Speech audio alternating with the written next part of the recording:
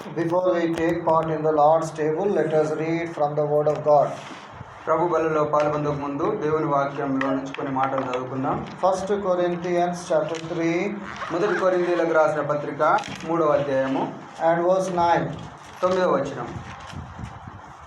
1 Corinthians chapter 3 మొదటి కొరింథీయులకు రాసిన పత్రిక 3వ అధ్యాయము and verse 9, first portion. 9వ వచనము మొదటి భాగం. మేము దేవుని జత పనివారమై ఉన్నాము. Let us read all together. All of you please read loudly.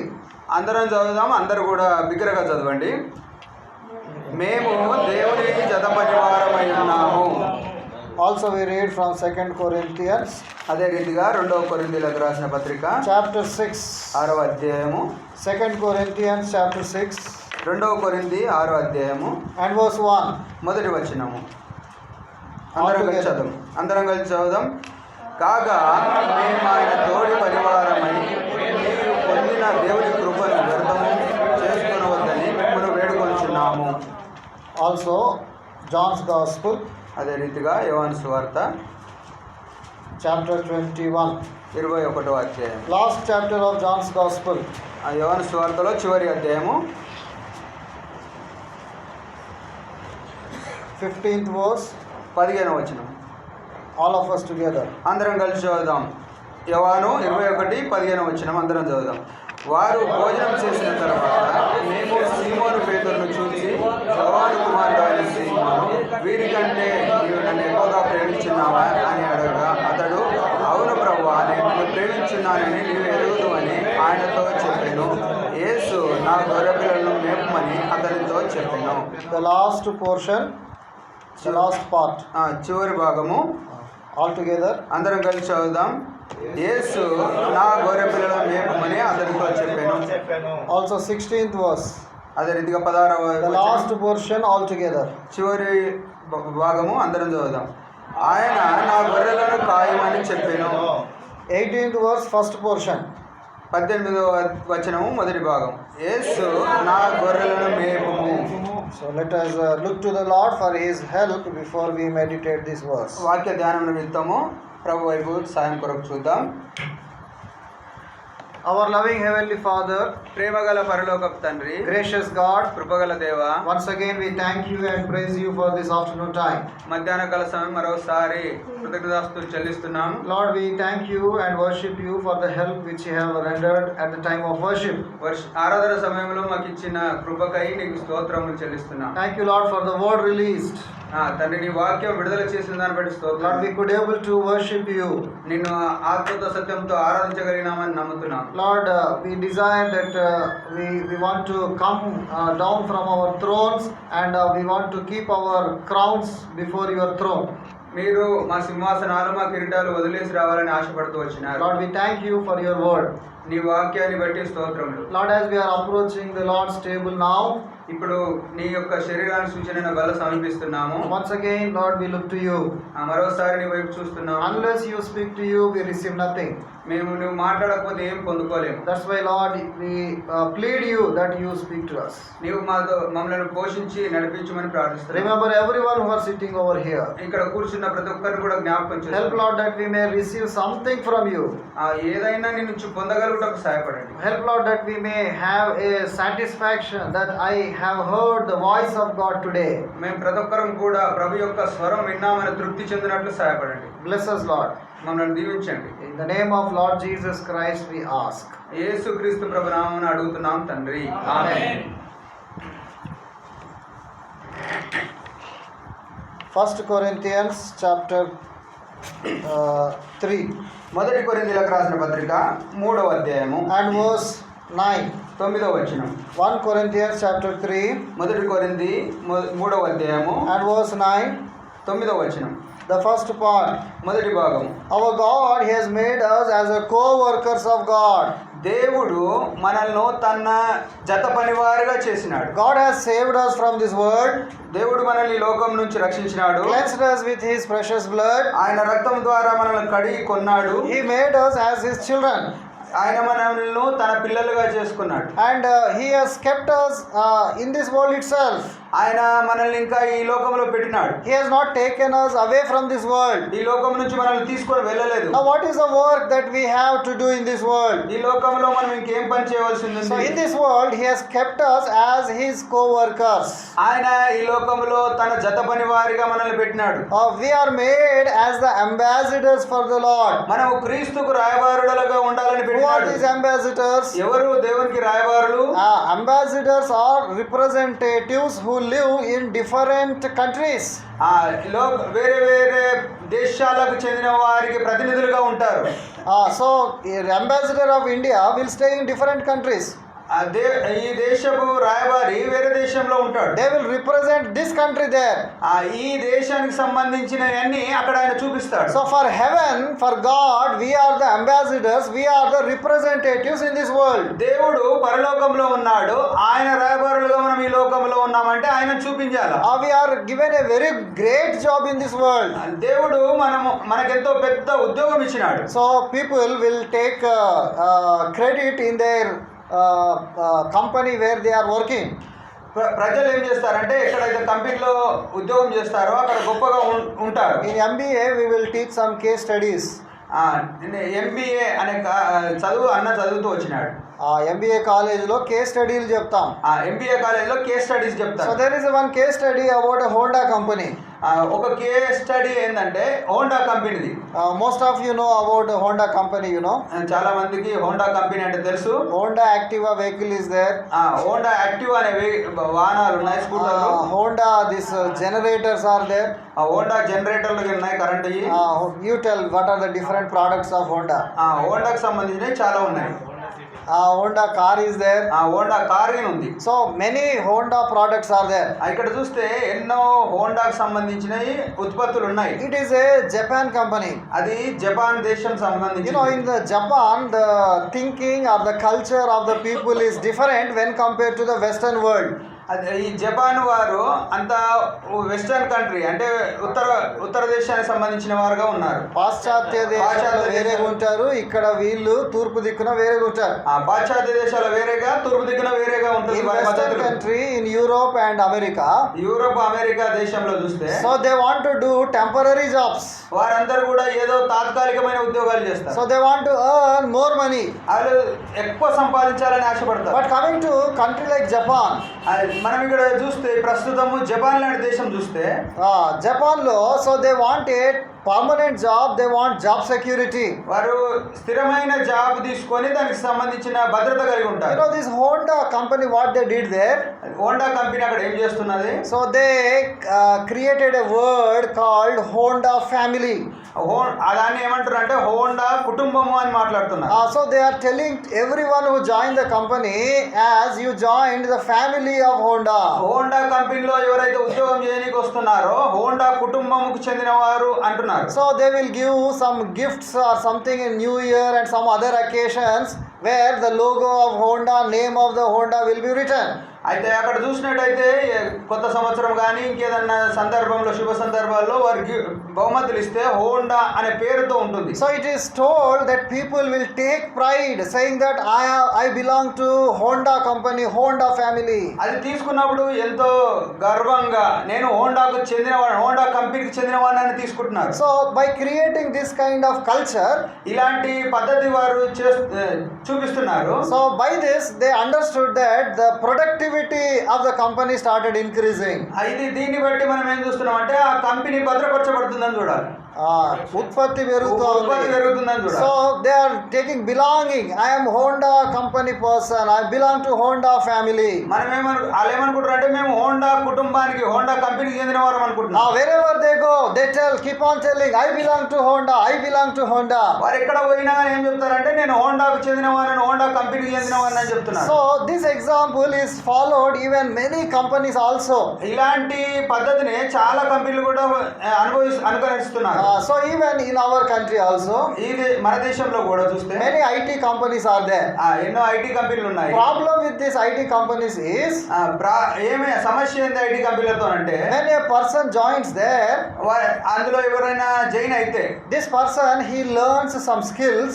వారికి కొన్ని పద్ధతులు నేర్పిస్తారు. So for this skill, if there is a new job in another company, ఈ మెలుగు అని నేర్చుకుంటే ఇంకా మంచి ఉద్యోగం వస్తుందని చెప్తారు. another job, ఇంకో కంపెనీలో కూడా దీని అవసరం ఉంటే, ఇంకో కంపెనీలో దీని అవసరం ఉంటే, if they are paying more, వారు ఎక్కువ అమౌంట్ ఇస్తారు, జీతం ఇస్తే, సో వీడు ఏం చేస్తున్నారు, they are leaving this job and joining there.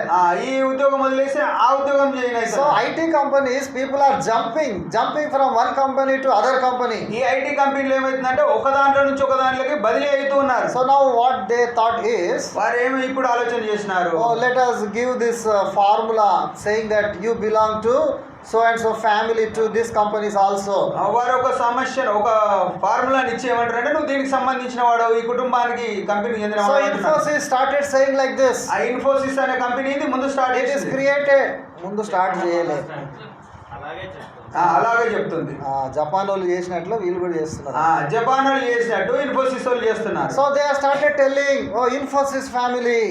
వీళ్ళు ఇన్ఫోసిస్ వాళ్ళు ఏమంటారు అంటే ఇన్ఫోసిస్ ఫ్యామిలీ అని చెప్తున్నారు. So they started taking pride in the name of Infosys. వారు ఏం గర్వంగా మేము ఇన్ఫోసిస్ కుటుంబం అని చెప్తున్నారు. So what these companies are doing, ఈ కంపెనీలను ఏం చేస్తున్నాయి, just giving a name Honda or Infosys. Honda అని పేరు, ఇన్ఫోసిస్ అని పేరు ఇస్తున్నాయి. So if you say I belong to this Honda or Infosys, ఏం చెప్తారు అంటే మేము దీనికి చెందిన వారం, ఇన్ఫోసిస్ కు హోండాకు చెందిన వారం అని చెప్తున్నారు. అదొక గర్వకారణముగా చూపెట్టడం మొదలు పెట్టారు. అదొక గర్వకారణంగా చెప్పుకుంటున్నారు. So if you go out from Infosys నుంచి బయటకు వస్తే, if you go to some other company also, ఇంకో వేరే కంపెనీ కూడా వెళ్తే, though you get more salary, వారు ఇంకా ఎక్కువ జీతం ఇస్తున్నారు. So this people are feeling, అరే ఐ లెఫ్ట్ ఇన్ఫోసిస్ ఫ్యామిలీ. వాళ్ళు ఏమనుకుంటారు అంటే మేము ఇన్ఫోసిస్ కుటుంబాన్ని వదిలేద్దాం అనుకుంటున్నారు. బాధ ఉన్నది, అట్లా క్రియేట్ చేసినారు వారు, అట్లాంటి ఆలోచన తెచ్చినారు. So in this world what we see is, ఈ లోకం ఏం చెప్తున్నది, so they are telling we are coworkers are we are workers of Infosys, workers of Honda. మేము ఈ హోండా కంపెనీకి చెందిన వారము, జత పని వారము, ఇన్ఫోసిస్ జత పని వారం అని చెప్తుంది. సరే, we forget about this world, మనం ఈ లోకాన్ని వదిలేద్దాం. బట్ వాట్ అబౌట్ us, మన గురించి ఏంది, God himself has made us his co-worker. దేవుడే మనల్ని తన జత పని వారిగా చేస్తూ he is treating us as his ambassadors and representatives. మనల్ని తన రాయబారులుగా, తన పనివారిగా, జత పనివారిగా చేసినాడు. So we should take pride in that. మనం దాన్ని బట్టి ఎంతో గర్వంగా చెప్పాలి. The world is taking pride in it. లోకం ఎంతో గర్వంగా చెప్తుంది ఈ విషయాలు. So we should take pride that I am the servant of God. మనం గర్వంగా నేను దేవుని సేవకుని అని చెప్పాలి. I am the ambassador of God. నేను దేవునికి రాయబారిని అని చెప్పాలి. I am doing the work of God. నేను దేవుని పని చేస్తున్నా అని చెప్పాలి. So we should take this pride. ఇలాంటి గర్వంతో మనం ఉండాలి. When we can take this pride, మనం ఎప్పుడు ఇది తీసుకోగలుగుతాం, only when you work for God. ఎప్పుడైతే ప్రభు పని చేసినప్పుడు మాత్రం. If you do not work for God, దేవుని గురించి నువ్వు ఏం పని చేయకపోతే, if you do not understand the work which God has given to you, దేవుడు నీకు ఏం పని ఇచ్చినాడో అది నువ్వు అర్థం చేసుకోకపోతే, you cannot take pride in the work of God. దేవుని పని గురించి ఎలాంటి గర్వకారణం నీకు లేదు. You will not tell to anybody that you belong to God. నువ్వు ఎవరితోటి కూడా దేవునికి చెందినవాని చెప్పలేవు. I studied in Usmania University. నేను ఉస్మానియా యూనివర్సిటీలో చదువుతూ వచ్చినాను. 2 years I did PG in university. యూనివర్సిటీలో 2 సంవత్సరాలు పీజీ చేస్తూ వచ్చినాను. And there was a girl studied with me in my class. నాతో పాటు కొందరు సిస్టర్లు, ఒక అమ్మాయి చదువుతూ వచ్చింది. Now all of a sudden her marriage came when we were in the last semester. Last semester టైంలో ఆమె వివాహము జరగవలసి వచ్చింది. జరిగింది. All our classmates were invited. అందరి తరగతి వాళ్ళందరినీ ఆమె పిలుస్తూ వచ్చింది. We all went to marriage. మేమంతా వెళ్ళాం వానికి. There was a surprise for me. అందరి గురించి ఆమె ఆశ్చర్యపడ్డది. ఆమె కాదు, నేను ఆశ్చర్యపడ్డా. So there what happened, ఏమైంది అక్కడ? All Hebron sisters are there. హెబ్రోను సహవాసం సహోదరులు ఉన్నారు అక్కడ. That's why it is wonder to me. అది ఆశ్చర్యకరంగా అనిపించింది. I belong to Hebron. నేను హెబ్రోన్ అనుకున్నా. నేను హెబ్రోన్ చెందినవాడిని. I translated Hebron. నేను హెబ్రోన్ లో తర్జుమా చేస్తాను. I preach at Hebron. నేను హెబ్రోన్ లో బోధ A చేస్తాను. well-known figure at Hebron pulpit. నేను చాలా హెబ్రోన్ యొక్క పుల్పిట్ ఎరిగి This girl, she is studying with me in the same class. ఈ అమ్మాయి నాతో కూడా నా తరగతిలో చదివింది. But she never told me that even she is a Christian. ఆమె ఎప్పుడు కూడా నేను క్రైస్తవురాలని చెప్పలేదు. I always thought that she is a Hindu or something. నేను ఆమె గురించి అనుకున్నా ఏమో ఆమె హిందువో ఇంకేమో And అనుకున్నా. I used to give tracts to all the students there. నేను ఎంతో మందికి కరపత్రికలు ఇస్తూ I వచ్చాను. used to give her also. ఆమెకు కూడా నేను ఇస్తూ She వచ్చాను. never told that she is a Christian. ఆమె ఎప్పుడు కూడా నేను క్రిస్టియన్ అని చెప్పలేదు. But when I went to her marriage, ఆమె వివాహానికి వెళ్ళినప్పుడు it was a surprise to me. అదెంతో నాకు ఆశ్చర్యం అనిపించింది. Hebron sisters were there. Hebron సిస్టర్లు ఉన్నారు. They were distributing tracts all over. అందరికి కూడా ట్రాక్స్ ఇస్తూ వచ్చినాను. And one auntie, she came to me ఒక ఆంటీ నా దగ్గరకు వచ్చింది. and she asked me why you came here. ఎందుకు నువ్వు వచ్చినావు అని I asked her why you came here. నేను నువ్వు ఎందుకు వచ్చినావు అని And she told me, ఆమె అన్నది నాతో, ఈ అమ్మాయి మన సండే స్కూల్ అమ్మాయి రా. ఈ అమ్మాయి మన సండే స్కూల్ అమ్మాయి రా అని చెప్పి. I told that she is my classmate in university. ఆమె నాతో పాటు చదువుతున్న తరగతి అమ్మాయి అని చెప్తూ వచ్చింది. So she never took pride to say that I belong to Christ. ఆమె నేను క్రీస్తుకు చెందినవా అనే అమ్మాయిని అని చెప్పుకోవడానికి గర్వపడలేదు. If you work for God, నువ్వు ఎప్పుడైనా దేవుని గురించి పని చేస్తే, if you speak for God, నువ్వు దేవుని గురించి మాట్లాడితే, if you give tracts for God, నువ్వు దేవుని గురించి కడపత్రాలు ఇస్తే, at least if you say I am a Christian, కనీసం నేను క్రైస్తవుడని చెప్పాలా. then only చెప్తేనే చెప్తే then only you will take pride of I belong to God. దాన్ని బట్టి నువ్వు గర్వపడాలా నేను క్రీస్తుకు చెందినవాడిని. We are the co-workers of God. నువ్వు దేవుని జత పని వారము. We are ambassadors or representatives of God. దేవుని యొక్క రాయబారులము పనివారం. In the Old Testament, ప్రార్థన నిబంధన గ్రంథంలో చూస్తే among all the nations of the world, లోకంలో ఉన్న అన్ని దేశాలు కూడా God has chosen Israelites. ఇజ్రాయేలీలను దేవుడు ఏర్పాటు చేసుకున్నాడు. Exodus chapter 19. నిర్గమకాండం 19వ అధ్యాయము. Exodus chapter 19 నిర్గమకాండం 19వ అధ్యాయము and verse 6. 6వ వచనం. Yeah, somebody please read. ఎవరైనా చదవండి. సమస్త భూమియు నాదే కదా, Ah. మీరు నాకు యాజక రూపమైన రాజ్యముగాను పరిశుద్ధమైన జనముగాను ఉందురని చెప్పుము. So God has taken them as a priests unto him.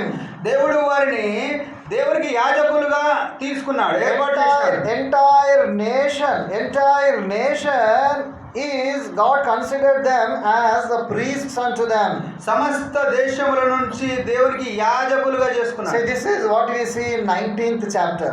ఇక్కడ 19వ అధ్యాయంలో చూస్తే ఇది 19లో చూస్తున్నాం. 19లో చూస్తున్నాము. And later the Lord has given the 10 commandments.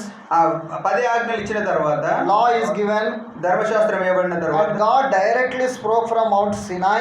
సీనాయి పర్వతం మీద దేవుడు చెప్పిన మాటలు డైరెక్ట్ గా చెప్తూ వచ్చినాడు మోషేకు. At the time, what the children of Israelites said, అప్పుడు ఇశ్రాయేళ్ల గురించి ఏం చెప్పినాడు? oh, we are afraid of this God. దేవునికి మేము ఈ దేవునికి భయపడుతున్నామని చెప్పినాడు. Oh Moses, you only go and speak to him. నీవే పోయి మాట్లాడు. You hear that words and come and tell us. నువ్వు ఆ మాటలు విని అవి మాకు వచ్చి చెప్పు. So like that, they what God has given opportunity to them, they despised it. దేవుడు ఏదైతే ఆధిక్యత వారికి ఇచ్చినారో వారు అది కోల్పోయినారు. Now God has chosen Aaronites as a priesthood for them. ఆరోను సంతతి వారిని దేవుడు యాజకులుగా But in ఏర్పరచుకున్నాడు. the 19th chapter and verse 6, 19వ అధ్యాయం 6వ వచనంలో ఏముంది? then that verse is spoken about the entire nation of Israel. అక్కడ చూస్తే ఇశ్రాయేలు దేశమంతటిని యాజకులుగా ఏర్పరచుకున్నాడు చూడగలుగుతున్నాం. Isaiah chapter 61. యెషయా గ్రంథం 61వ అధ్యాయం. Isaiah chapter 61 యెషయా గ్రంథము 61వ అధ్యాయము and verse 6.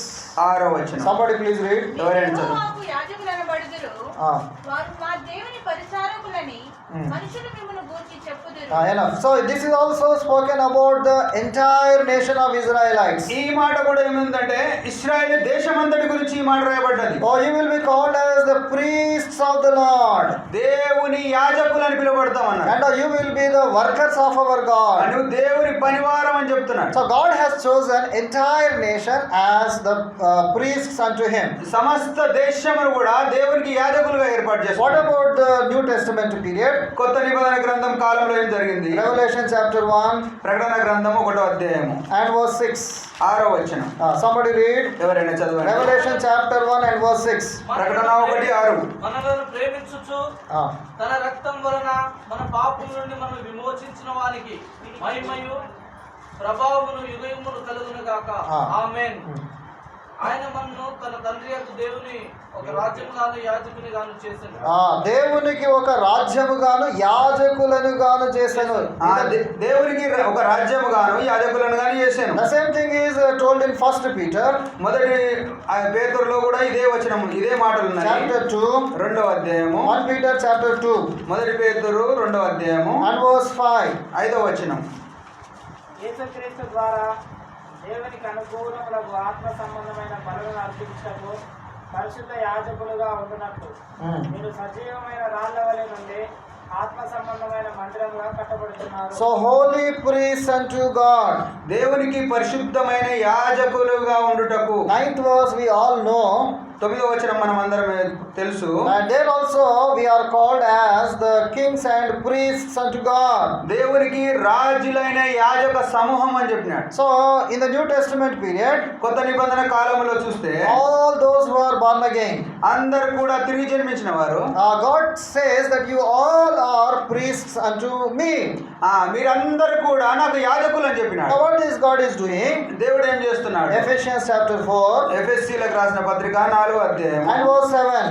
7వ వచనం. In the New Testament period, కొత్త నిబంధన కాలంలో every believer he is giving some gifts and talents, ప్రతి ఒక్క విశ్వాసికి కొన్ని తలాంతులు, కొన్ని అర్హతలు ఇచ్చినాడు దేవుడు. and through the talents and gifts he expects us to work for him.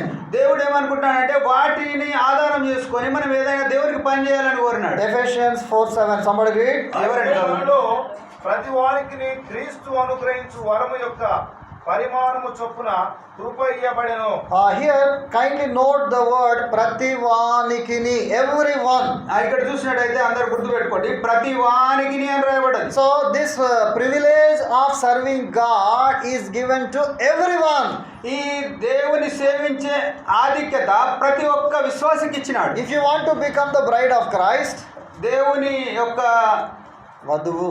వధువు యొక్క అర్హత, If you want to become, నువ్వు దేవుని యొక్క వధువుగా కావాలంటే, so if you want to sit beside Lord Jesus Christ in heaven, పరలోకంలో యేసుక్రీస్తు ప్రభు యొక్క సింహాసనం పక్కన కూర్చోవాలంటే today you have to serve him. ఈ దినము నువ్వు ఆయనను సేవించాలి. So Satan, what he is doing, సాతాను ఏం చేస్తున్నాడు? right from the beginning, ఆది నుండి కూడా the Satan is playing the same game. ఆడప్పటి నుంచి ఇదే ఆట ఆడుతున్నాడు. The Roman Catholic Church has emerged. Roman Catholic చర్చిలో చూస్తే వచ్చినప్పుడు in that church what happened? ఆ సంఘంలో ఏమైంది? The Rome, the headquarters will appoint a pastor in every village in church. వారు ఏం చేసినారంటే ప్రతి సంఘంలో కూడా ఒక సేవకుని పెడుతూ వచ్చినాడు. Only that person will serve God. ఆయన ఒక్కడు మాత్రమే దేవుని సేవిస్తాడు. Martin Luther revival, you should read to understand this. Martin Luther అనే రివైవల్ వచ్చినప్పుడు అది చదవాలి. So many stories were told about that period. ఆ సమయంలో చాలా కథలు చెప్పినాడు. Bible is not given to common people to read. ఆ బైబిల్ సాధారణ మనుషులకు ఇవ్వడానికి లేదు. And this Bible they didn't allow even to translate. ఆ బైబిల్ ఎవరు కూడా తర్జుమా చేయడానికి లేదు. So it was not translated even into English. ఆ ఇంగ్లీష్ లో కూడా మాట్లాడడానికి లేదు, రాయడానికి లేదు. The person who has translated Bible into English, he was killed. ఆ ఇంగ్లీష్ లో ఎవరైనా తర్జుమా చేస్తే వాళ్ళని చంపాలి. చేసిన ఆయనను చంపినారు. చేసిన ఆయనను చంపినారు. And after killing, చంపిన తర్వాత, after burying, సమాధి చేసిన even his bones were removed and they were burnt. బొక్కలను తీసి కూడా ఇరగొట్టినారు.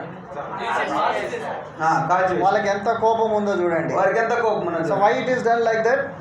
వాళ్ళు ఎందుకు చేసినారు ఇట్లా? This is the trick of Satan. ఇది సాతాను యొక్క People should not read Bible. ప్రజలు Bible చదవద్దు. God wants that everyone should serve him. ఆ దేవుడు ఏమంటాడు అంటే అందరు సేవించాలని కోరినాడు. First century church, it practiced it. ఆదిమ సంఘము ఇది అక్షరపూర్వకంగా నెరవేరుస్తూ వచ్చారు. That we find in Acts of Apostles and Epistles. ఆ అపోస్తలులు ఎఫెసీయులు ఇది చేసినారు, Epistles, పత్రికలు. ఆ పత్రికలు. So, but later on, ఆ తర్వాత చూస్తే when this Catholic Church has emerged, Catholic church ఎప్పుడైతే ఆరంభమైందో so they said all cannot serve. అందరూ సేవించడానికి లేదని చెప్పినారు. మీ పిల్లలు పుడితే పేరు పెట్టడానికి మా దగ్గరికే రావాలి. మీకు ఎవరైనా పిల్లలు పుడితే మా దగ్గరకు వచ్చి పేరు పెట్టించుకోరన్నారు. Then only we will write the name in the register. మేము అప్పుడు మీ రిజిస్టర్ లో ఎక్కిస్తామని. Date of birth certificate will be given to you. Date of birth పుట్టినరోజు ధృవీకరణ పత్రం ఇస్తామని. Otherwise your name will not be there in NRC. ఎన్ఆర్సీలో మీ పేరు ఉండదని చెప్పినారు. Then if you want to get married, నువ్వు పెళ్లి చేసుకోవాలంటే only priest I have to perform your marriage. నేను ఒక్కని యాజకుని మాత్రమే చేస్తాను ఈ పెళ్లి. If you get your marriage done anywhere, మీరు ఇంకెక్కడైనా పెళ్లి చేసుకుంటే that is illegal marriage. మీది అది క్రమబద్ధీకరణకు చెందినది. Church will not recognize your marriage. మీ ఆ సంఘము మిమ్మల్ని గుర్తించదు. We will put your family out from the church. సంఘం యొక్క కుటుంబం నుంచి మీరు బయట ఉన్నారు, సంఘములో నుండి వెలివేస్తారు. And if somebody dies, ఎవరైనా మీరు చనిపోతే only this priest has to perform the last rites. ఈయన ఒక్కడు మాత్రమే అంత్యక్రియలు చేస్తాడు, Others cannot do. ఎవరు చేయనికలేదు. So all powers they took into their hands. అన్ని అధికారాలు కూడా వారి చేతులలో పెట్టుకున్నారు. So this has literally happened during the Catholic Church. You find this all in writings of Martin Luther. ఇలాంటి విషయాలన్నీ కూడా మార్టిన్ లూథర్ రాసి ఇచ్చినారు. Who is Martin Luther? ఈ మార్టిన్ లూథర్ ఎవరు? He is also Catholic priest. ఆయన కూడా Catholic యొక్క యాజకుడే. And what he did? ఆయన ఏం He చేశారు? went to Bible college. ఆయన Bible college He started reading Bible. ఆయన బైబిల్ చదవడం ప్రారంభించినాడు. But he found what they are practicing and what is written in Bible, both are entirely different. అక్కడ జరుగుతున్న విషయాలు ఏంది, బైబిల్లో రాయబడిన విషయాలు ఏంది అని చూసి ఎంతో ప్రత్యేకంగా ఉన్నాయి, వేరుగా ఉన్నాయి అన్నాడు. So then he started educating the people. అందరికీ బైబిల్ చదవడానికి నేర్పినాడు ఆయన. So he tore the pages of the Bible and pasted on the walls of the church. ఆయన బైబిల్ చింపి గోడలకు, చర్చి యొక్క గోడలకు అతికేసినాడు. And on the doors of the church. తలుపుల మీద అతికేసినాడు. Such that people may read it. అది అందరూ చదవాలని. So many people started reading. ఎంతో మంది చదివినారు. And during his period itself, Bible is translated into English.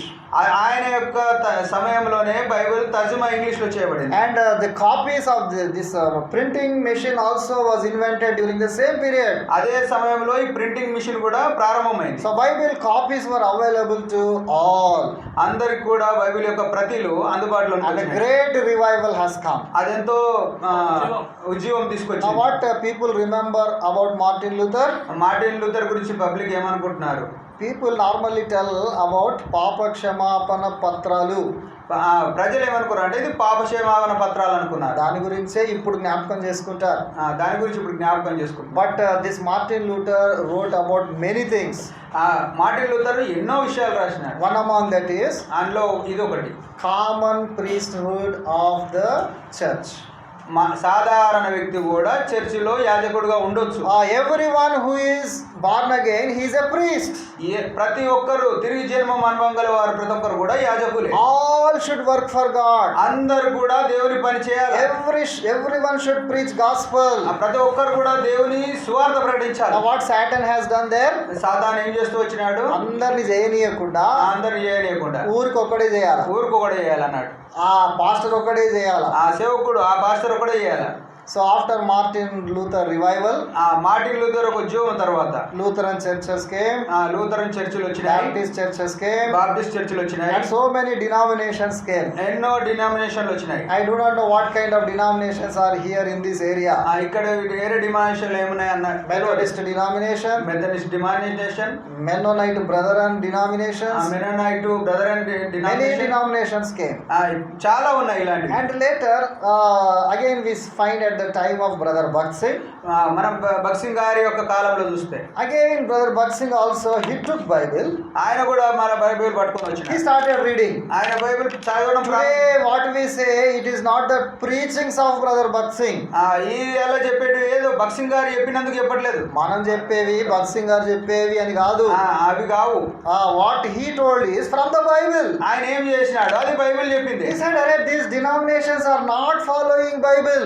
ఈ డినామినేషన్లన్నీ బైబిల్ ను అనుసరించట్లేదు. Martin Luther, what he said, again Brother Bhakt Singh reinvented the same thing. ఆ Martin Luther ఏదైతే చెప్పినాడో అదే మళ్ళా తిరిగి భగత్ సింగ్ గారు ప్రకటించినాడు. In denominations, what happened? డినామినేషన్లలో ఏమైంది? Now reverends came. ఆ రెవరెండ్లు వచ్చినారు. Bible colleges. బైబిల్ కాలేజీలు వచ్చినాయి. Theological degrees. ఆ థియాలజికల్ డిగ్రీ Ordinations. ఆర్గనైజేషన్స్ వచ్చినాయి.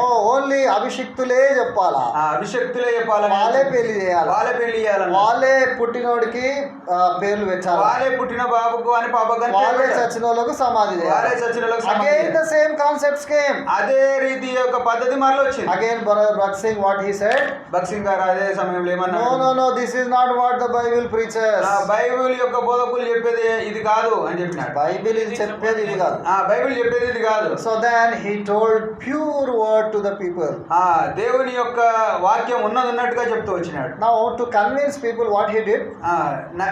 దేవునిలోనికి వచ్చిన వారు ఏమని చెప్పినారు? Listen properly what Brother Bhakt Singh has done. Bhagat Singh గారు ఏం చెప్పినారో వినాలి. Before Brother Bhakt Singh, people used to come to church. Bhagat Singh గారు కన్నా ముందు దేవుని మందిరానికి వచ్చినారు. ప్రజలు వచ్చేవారు. What they used to come without Bible. ఆ బైబిల్ లేకుండా వచ్చిపోయినారు. Whatever priest says, they used to listen. ఈ బోధకుడు ఏదైతే చెప్తాడో అది విన్నారు. Brother Bhakt Singh, what he did? Bhagat Singh గారు ఏం చేసినాడు? Oh, you all should have Bible with you. మీరందరూ ఖచ్చితంగా బైబిల్తో రావాలి. Come with the Bible. బైబిల్తో రావాలి. What I am telling, it is not my word. ఇది నేను ఏదైతే చెప్తున్నానో అది నా మాటలు కాదు. See in your Bible. నీ బైబిల్లో చూడు. Read in your Bible. నీ బైబిల్ చదువు.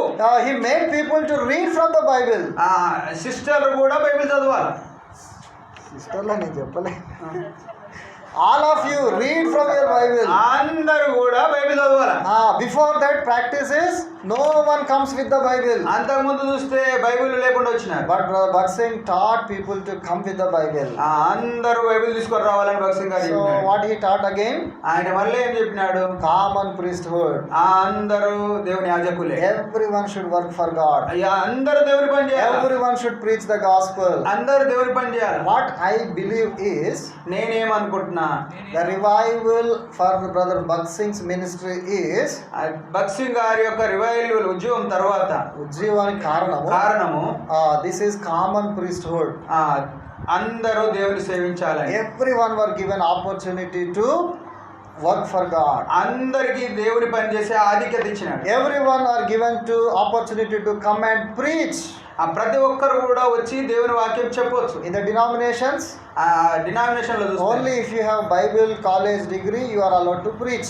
బైబిల్ కాలేజ్ డిగ్రీ ఉన్నోళ్ళు మాత్రమే చెప్పాలి. But that is not written there in the Bible. అది దేవుని వాక్యంలో రాయబడలేదు. So what we are finding here is, మనం ఇక్కడ చూసినట్టయితే Ephesians chapter 4 ఎఫెసీయులకు రాసిన పత్రిక 4వ అధ్యాయం and verse 7, 7వ వచనం. to everyone, ప్రతి ఒక్కరికి, మనలో ప్రతి వానికి, మనలో ప్రతి వానికి, to everyone God has given a gift. దేవుడు మనలో ప్రతి వానికి ఒక గిఫ్ట్ ఇచ్చినాడు, బహుమానం ఇచ్చినాడు, వరం ఇచ్చినాడు. Chapter 4 and verse 7. వరం ఇచ్చినాడు. So when God has given you a gift, దేవుడు మనకి ఇచ్చిన వరాన్ని, when God has given you a gift, it means that God has given you a work.